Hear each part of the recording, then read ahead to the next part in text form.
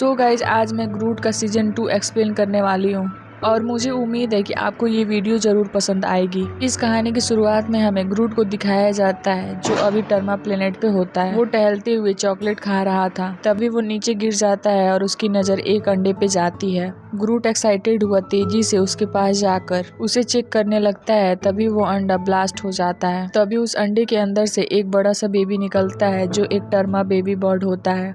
ग्रूट को समझ नहीं आ रहा था कि वो क्या करे और ग्रूट अपनी उंगली उसके तरफ बढ़ाता है।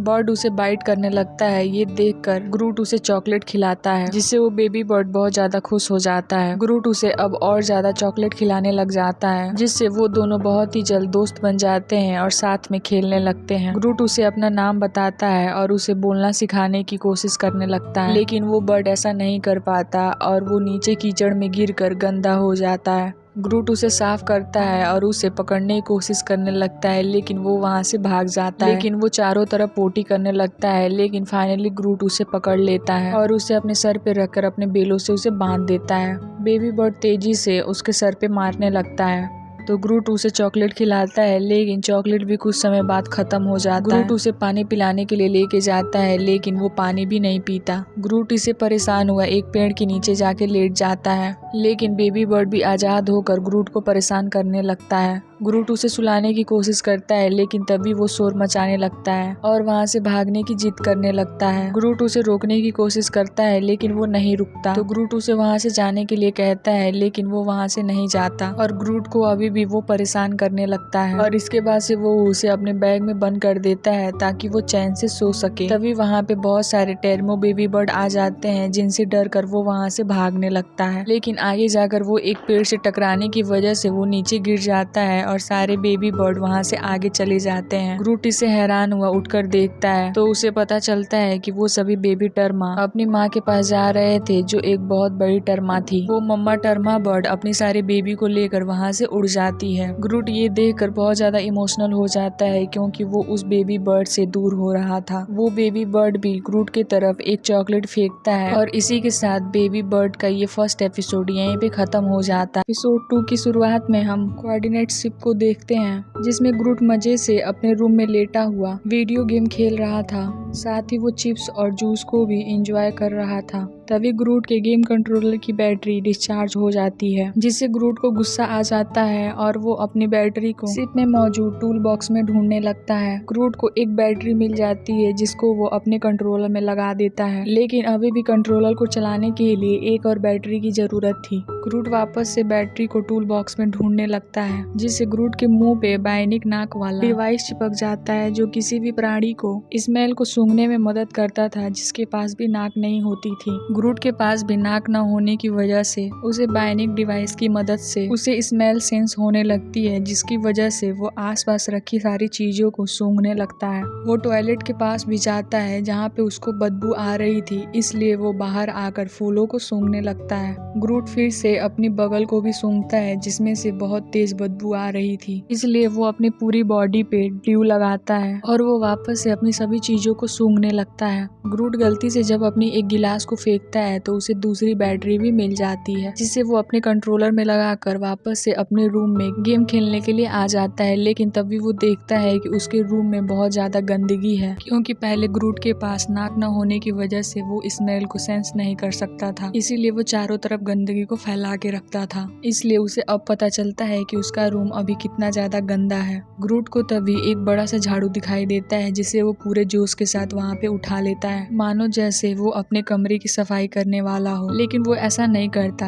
और वो झाड़ू के डंडी को अपनी नाक में डालकर उस नाक को बाहर निकालकर फेंक देता है और वापस से मजे लेकर खेलने लगता है। और इसी के साथ ये एपिसोड भी यहीं पे खत्म हो जाता है। एपिसोड 3 के स्टार्ट में हम ग्रूट को बेंटा शिप में देखते हैं क्योंकि ग्रूट फॉलीगन प्लेनेट की तरफ जा रहा था। वो अपने लिए चाय बनाने की कोशिश कर रहा होता है। एक कप में वो अपने पसंद की सारी चीजें डालता है और कुछ ही देर में चाय बनकर तैयार हो जाती है और वो उस चाय को पीने वाला होता है, लेकिन तभी उसका उस प्लेनेट पे लैंड हो जाता है, जिसके बाद से ग्रूट अपनी चाय छोड़कर बाहर देखने के लिए चला जाता है जहाँ उस प्लेनेट पे चारों तरफ बर्फ थी, इसलिए ग्रूट तैयार होकर बाहर आ जाता है और वो चारों तरफ मस्ती करने लगता जाता है। वो चारों तरफ बर्फ से खेलने लगता है और चारों तरफ बर्फ के गोले बनाने लगता है, जिसके बाद ग्रूट को स्नो बनाने का आइडिया आता है और वो शिप के कुछ बड़े से पार्ट्स को निकालकर आइस के गोले में लगाने लग जाता है। ग्रूट ने बहुत ही बड़ा और एक बहुत ही खूबसूरत स्नोमैन बनाया था, जिसमें लाइट भी लगी हुई थी, जिसको देख ग्रूट बहुत खुश होता है। लेकिन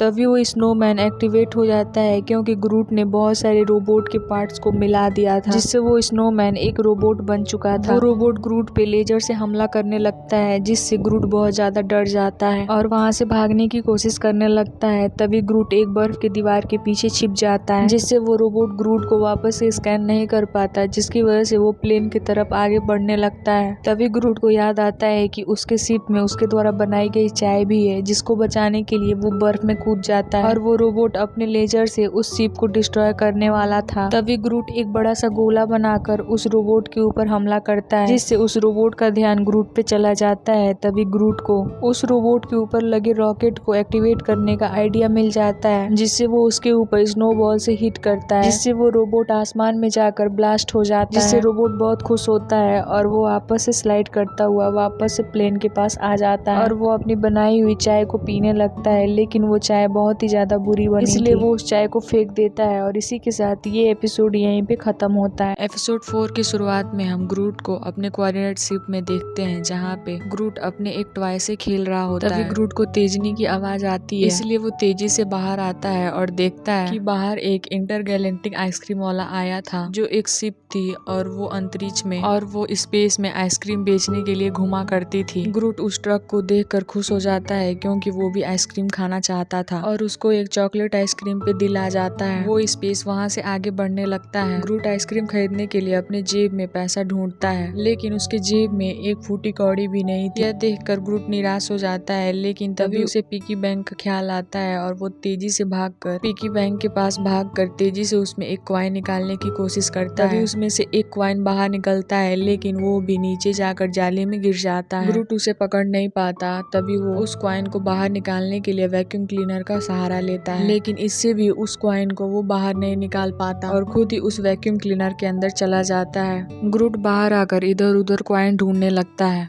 तभी उसे बाहर एक पुराना सड़ा हुआ चिप्स मिलता है। तभी ग्रूट अपने रूम में आ जाता है, जहाँ पे उसे एक मशीन दिखाई देती है जिसमें एक कॉइन था। तो ग्रूट कांच तोड़कर वहाँ चला जाता है और कॉइन को बाहर निकाल लेता है, लेकिन वो एक चॉकलेट थी। यह देखकर ग्रूट को बहुत गुस्सा आता है और वो पूरी शिप को ही तोड़ देता है, जिससे उस मशीन में रखे हुए सारे कॉइन बाहर आ जाते हैं। फिर ग्रूट उन सारे कॉइन्स को लेकर बाहर आता है, लेकिन वो आइसक्रीम शिप वहाँ से जा चुका था। ग्रूट ये देखकर बहुत ज्यादा सैड होता है, लेकिन वो हार नहीं मानना चाहता था, इसलिए वो सारे कॉइन लेकर अपने शिप में बैठ जाता है और वो अपने शिप को एक्टिव करके उस शिप की ओर तेजी से बढ़ता है, जिससे वो उस शिप से जाकर टकरा जाता है और ग्रूट को आइसक्रीम मिल जाती है और ग्रूट तेजी से उस आइसक्रीम को खाने लगता है। लेकिन ग्रूट के आइसक्रीम शिप तोड़ने की वजह से वहाँ नोवा कॉर्प्स स्टार ब्लास्टर शिप लेकर चले आते हैं और ग्रूट को चारों तरफ से घेर लेते हैं और इसी के साथ ये एपिसोड यहीं पे खत्म हो जाता है। एपिसोड 5 की शुरुआत में हमें एक वाचर बताता है कि मैं आपको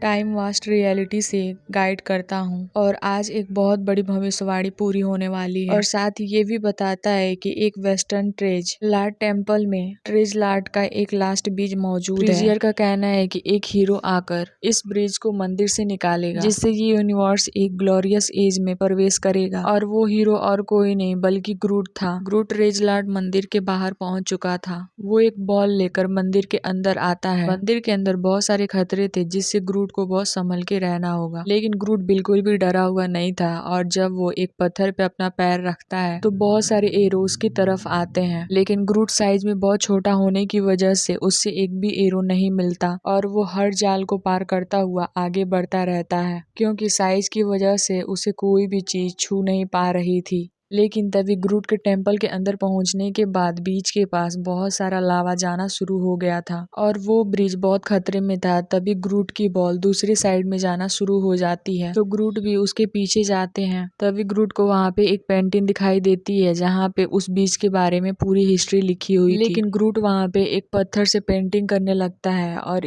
इधर बीच की तरफ लावा तेजी से बढ़ रहा था। वाचक भी वहीं पे मौजूद था। ग्रूट उसे देख पा रहा था और वो उसे हाय भी करता है, लेकिन वाचक को विश्वास नहीं हो रहा था कि वो उसे देख पा रहा है क्योंकि वो अपने डायमेंशनल में था, इसलिए उसे लगता है कि ग्रूट केवल दिखावा कर रहा है। तभी ग्रूट वहीं पे सो जाता है क्योंकि वो बहुत ज्यादा थक चुका था। वाचक ये देखकर बहुत परेशान होता है क्योंकि उस बीज के पास वो लावा पहुंच चुका था। तभी सूर्य का प्रकाश ग्रूट के ऊपर पड़ता है और ग्रूट की नींद खुल जाती है। तभी ग्रूट देखता है कि वो लाइट उस बीज के ऊपर पड़ रही है, तो ग्रूट जल्दी से उस बीज की तरफ तेजी से बढ़ता है। यह देखकर वाचक खुश होता है कि उसकी भविष्यवाणी पूरी होने वाली है। तभी ग्रूट उस बीज के पास जाकर उस बीज को नहीं बचाता, जबकि उस बीज के ऊपर अटकी हुई अपने बॉल को बचा और उस बॉल के साथ खेलने लगता है। इधर बीज उस लावा में मिलकर ब्लास्ट हो जाता है, जिसके बाद मंदिर भी पूरी ब्लास्ट हो जाती है, जिसमें ग्रूट भी दब जाता है। फिर ग्रूट पत्थरों के नीचे से निकल आता है। यह देखकर वाचक को भी समझ में नहीं आता कि ग्रूट ने ऐसा क्यों किया। फिर ग्रूट वहां से निकल जाता है और वो वाचर को हाय करता है, और ग्रूट को अभी भी विश्वास नहीं हो रहा था कि ग्रूट उसे देख पा रहा है। और इसी के साथ ग्रूट का सीजन 2 यहीं पे खत्म हो जाता है। गाइज, अगर आपको वीडियो अच्छी लगे तो वीडियो को लाइक करने के साथ साथ चैनल को सब्सक्राइब जरूर करना। मिलते हैं ऐसे ही अगले वीडियो में। Thanks for watching.